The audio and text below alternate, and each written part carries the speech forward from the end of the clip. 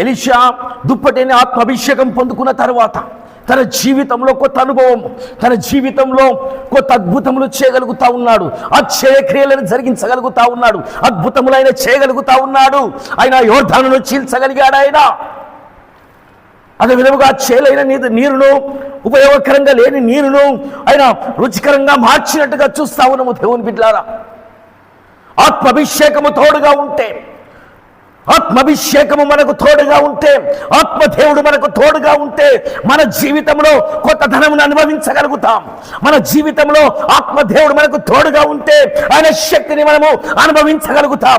ఆత్మదేవుడు మనకు తోడుగా ఉంటే మన జీవితంలో నూతన కృపను మనము పొందుకోగలుగుతాం. ఆత్మదేవుడు మనకు తోడుగా ఉంటే, ఆత్మదేవుడు మనకు నడిపిస్తా ఉంటే మన జీవితంలో అద్భుతాలు చేయగలుగుతాం. ఆత్మదేవుడు మనల్ని నడిపిస్తా ఉంటే దేవుని బిడ్డలారా, సాతాను యొక్క కోటలను మనం కూల్చగలుగుతాం.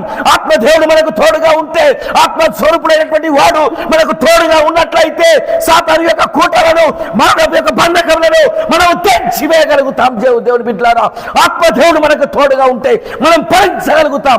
ఆత్మదేవుడు మనకు తోడుగా ఉంటే అనేకులకు ఆశీర్వాదకరంగా మనం మార్చబడతాం.